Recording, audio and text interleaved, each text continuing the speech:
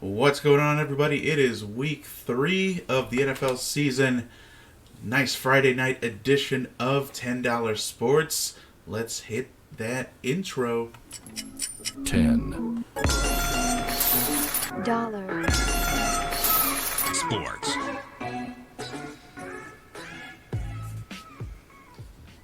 Good evening to everybody. It's your host, Moose. And Mike is back. Mike, how's it going? Hey, it's going pretty good. I see the fedora's still here. I'm not wearing one.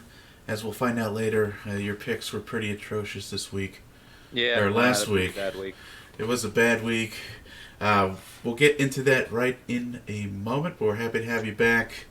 We'll get right into it. Let's start with my college results, and then we'll get into this week's picks and grading how we did on our NFL picks.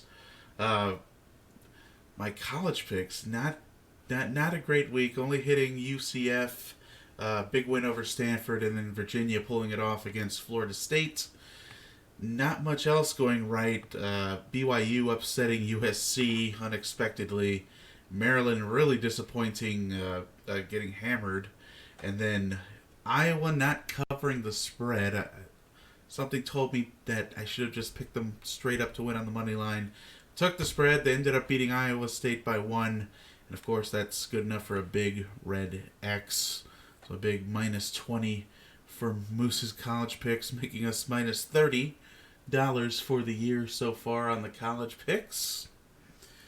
So let's go ahead and move into our previous picks. Mike, I'm going to put your picks up here, and I think you have a little bit of explaining to do. Oof. Oh, yeah. Not a good week. It was not a good pick this week. As you can see by the $10 bet, I definitely try to shoot for some big money there with over $600 if I would have won that one. The Chargers losing to the Lions was a big surprise to me. I did not think the Lions are a good team. No, I think so. I don't know. I think the Lions are middle of the road. I don't know if they're going to be horrendous, but I'm really surprised by that. That came out of nowhere. I thought that was a gift at minus 3. Yeah, the Chargers past 3 years have been like a Super Bowl contending team, and to lose to Lions, I'm not really sure what happened there. So don't even want to talk about that one anymore. The Dolphins, 19.5 point spreads that they were given was a little bit of a surprise because that was a huge spread. The last 2 times the Patriots did play in Miami, they did lose both of those games. So I kind of thought, I knew the Dolphins were not going to win this game, but I thought they'd be a little bit closer than it was. You were already talking Tom Brady wouldn't be able to handle the humidity. Yep. It looks like he handled it just fine. Absolutely. Was that a 44 or 45 spot against the Dolphins? You love those Raiders. This is the second week in a row with the Raiders, and it looks like they let you down this week. Tell us about what happened to the Raiders. Raiders just got outplayed by the Chiefs. Their defense not able to keep up there with Mahomes. I thought the team was going to be a little bit closer. Didn't think the Raiders would win that game either, but thought it was going to be a little bit closer than what it was. Raiders did show some good-looking offense last week, but it looks like somehow the Chiefs defense, that's not that good, decided to hold them down and cover their spread. And then the Saints game, I thought this was a game where the Saints were the underdogs. I think they were minus 2, but they were going back to play against the Rams, given to what happened last year's NFC Championship game. I thought this could be a game where the Saints were going to manhandle them, cover the spread, win by at least a touchdown or 2. But unfortunately, early in the game, Drew Brees did leave with that hand injury. And that was at the moment Drew Brees walked off the field. The game was still pretty close, but I knew Saints didn't have a chance at that point. So that wraps up my week. Let's see what you did. Yeah, it was 4 out of 6 X's for you. Minus 10 on the bet. At least it was only $10 this time. Definitely swinging for the fences if going for the $600. I have a quick side note. Maybe we'll discuss this later on, especially as we get into Bucking Hangover later this weekend. Do you think the Bucs are a serious Super Bowl or playoff contending team now? Yeah, with the Saints out and Carolina, who knows what's going on with Cam Newton? He's a scratch for this squeeze, so he's not playing this weekend. What is the extent of his injury? What is going on with him? He looked terrible on Thursday night against the Bucs. as well as he looked terrible on week 1 as well. Falcons just do not look like a very good They team. do not. The Phil. We'll get when we get into our picks. I'm still mad at Philadelphia. Philadelphia definitely threw that game away. So, I mean, at this point, the NFC South, I'd say, is up for grabs right now. It's anybody's division. So let's take a look at my previous week's picks, and oh, so close. Got the Rams straight up on the money line. My little upset pick of the week was the Colts at +3. They actually ended up winning that game straight up. Cowboys I knew would cover against the Rams or against who they play, the Redskins, and then the Browns, especially with the news. I bought the Browns before the news came out about Sam Darnold. So that spread grew up to like -7 after that news came out. So I was feeling pretty good about the Browns. The only barrier I had was that Eagles-Falcons game. I was watching that in my hotel room at my work conference, and I don't think I've yelled louder at a TV any time recently than when Nelson Aguilar dropped the ball to get into the red zone at the end of the game. I was like, catch the ball! You only And have one job, Nelson. he had one job, is to catch that ball. I think everything just went wrong. Carson Wentz out for a couple drives. Deshaun Jackson out. Alshon Jeffrey out free. I mean, it was just terrible, terrible, terrible. And Atlanta didn't really play particularly well either. It was more so Philadelphia just didn't have the firepower to outlast them. So Philadelphia costing me my. Did I have five? Yeah, it was like $500 I could have won on this one. Man, unbelievable. So Philadelphia really letting me down for last Specifically, week. Nelson Aguilar. Specifically him. He is on my big no list moving forward. Even though I was looking at the fantasy waiver wire, he was available in one of my leagues, and I'm like, you know what? I'm not gonna pick you up. I'm gonna go with someone else just because I'm still really angry at you. So let's look at this week's games. I'll start out with college because since I'm doing those picks, and right now I'm watching right above me USC and Utah. Boise State ended up covering comfortably against Air Force tonight. It was close for a little bit, but Boise State's going to pull that off. Really looks like Utah is going to get me tonight. About a minute 30 left in the game. Utah is down by a touchdown. It doesn't seem like they're going to be able to pull it off. I think they're going to get the ball back with 40 seconds left, so I'm not really feeling that. UCF 12.5. I'm taking them with the spread -12.5. Early game tomorrow is Wisconsin Michigan. That the annual meeting between them. I'm taking Wisconsin. I believe they're at home. I'll take them on the money line. And kind of my big one is Notre Dame, Georgia, the big game tomorrow night on CBS. I'm picking Notre Dame to win. I know I'm lonely out there. Not too many people giving the Irish a chance. I think the last spread I saw was over 2 touchdowns. But Notre Dame +400. Put it in the bank. And I'm going to be really angry if Notre Dame wins and Utah's the team is what causes me to lose my $450. Mike, I know college football isn't really your foray, but any thoughts or any games you've been looking at? No, not particularly. Just a Notre Dame game against Georgia. I hate to disagree with you on that one, but I think Georgia's going to comfortably win that one. Georgia's got a good defense. Jake Fromm is looking really good, and I don't think Notre Dame has a defense to stop Jake Fromm.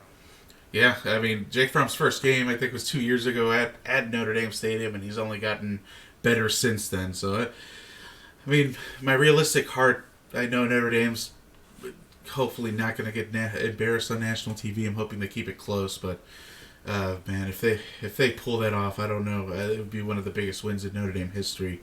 Let's move over to the NFL. Let's take a look at the Week 3 odds and ends. Already, the Tennessee and Jacksonville game already in the books, with Jacksonville coming out on top. Tennessee was favored in that game, and Jacksonville both covering the spread and taking the win. Like we usually do, Andy, what were your no-goes for this week? Game that you'd be hesitant on betting on? Well, my picks have already been established. If I could make my picks today, probably a little bit different than what I did before. One of the teams on here that I did not like was my no touching ones were the Chargers and the Texans. Both teams look really good one day. Both of them look really bad one day. So this is a game where the money line is short. Not the money line, but the spread is short on this one. I think it's only like -1 or -2. Where do you see it on the list? There it is. It's a -3 actually.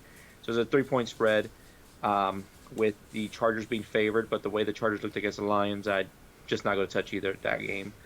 Another game here that I recommend not touching is going to be the Denver Broncos and Packers.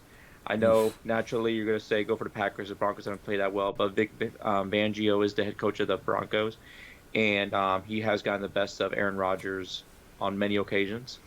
So I think this is going to be a pretty good matchup there. Might be a little bit surprising. Another one here is going to be the Buccaneers and the Giants. Daniel Jones making his first career start, so he's automatically probably want to go with the Buccaneers on this one. But the Buccaneers realistically haven't looked that great. Barely beat struggling Carolina team. And one of the weaknesses that I've known as a Bucs fan for most of my life is quarterbacks who are making the first time start or they're a backup quarterback usually get the best of the Bucs for some reason. Derek Anderson, Austin Davis, Cody Pickett, and we can go on the list. Go on the list. You always get the best of the Buccaneers, so I'm just not going to touch that one as well.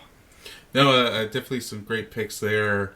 I stayed away from Baltimore, Kansas City, just because the Ravens have been definitely overperforming, and they have them they have the Chiefs up by 7. I actually think it might be close. It might be, if I do some additional betting, maybe I'll take Ravens +7, or maybe I'll tease that and buy a few points. I didn't want to put that as part of my parlay just because of the variability there. You just don't know what you're going to get with the Ravens, even though it looks like you know what you're going to get. I still don't trust the offense enough to really buy into that. My second no-go. And also with the Ravens and Chiefs, the Ravens kept it really close last week. I think the Mahomes escaped the Ravens game by 3 points. It was something very tight. They put a lot of pressure on Mahomes, and it was a game that almost went the other way, but the Chiefs ended up winning. So that is a good one to stay away from because the Ravens defense can definitely. What's the Mahomes touchdown count right now? Are we in double digits? I'm not sure. If I had a guesstimate, I'd say he's 9? like at 11 or something, maybe 10. 9 or 10 or 11. So just some background information. We have a side bet going on in one of our fantasy leagues where two of our buddies kind of went after each other. One of them setting the bar that Patrick Mahomes is not going to pass for more than 35 touchdowns this year. So we're kind of monitoring it every week. And we blow up the group me every week as soon as I just laugh. And every time Mahomes throws one touchdown, we're like, Mahomes, we're getting closer to 35. I think it's a $500 bet now. I mean, they are both very confident about Mahomes either throwing over 35. Our team member, other Mike, is very adamant that he is not going to throw 35 touchdowns. So we'll have to keep tabs on that as we move forward in the fantasy year. I mean, if I had a bet on that one, I'd say he throws over 35. I mean, the guy's unstoppable. And score is now final. USC upsets Utah 30-23. So the college parlay is dead officially on Friday night. Couldn't even make it to Saturday for the big game. So it could be worse. Let's get a big no good on that one. And Could be worse because my parlay is no good as of yesterday. that's true. We'll get to that in a moment. I think I kind of a spoiler alert on Twitter yesterday, late last night after the end of Thursday Night Football. Let me see if I had one more no go. I thought the games are actually pretty well spread out today. I think I agree with the. What about that Falcons Colts game there? Oh, I think I took the Colts. Pretty sure I took the Colts on my pick. The Falcons are hot garbage, and I might bet against them most weeks because I just despise the Falcons, and I think that's an easy one. I think the Colts, especially at home, Jacoby Brissett's, in my opinion, is playing pretty well. That team is starting to come together. I think the Colts could be potentially dangerous, especially as he gets his experience and gets going. If Andrew Luck stayed there, I'd say they'd be Super Bowl contenders this year or next. Yeah, I mean, I don't know if they're Super Bowl or even playoff contenders, but I think they're a solid team. I think, when Andrew Luck retired, everyone was kind of panicking, like, oh, well, there goes the season. There are stories of their season ticket holders wanting to get refunds, and, oh, it's Jacoby Brissett, and, the season's over already. But I don't know. I think they can make a run. The AFC South is always the one division where it's like a 7-9 or 8-8 team is the division winner every year anyway. So you just got to take care of business in your division, and you're looking pretty good. All right, let's get to our picks, Mike. I'm gonna throw yours on there first, and I see the Titans -2, first one to drop.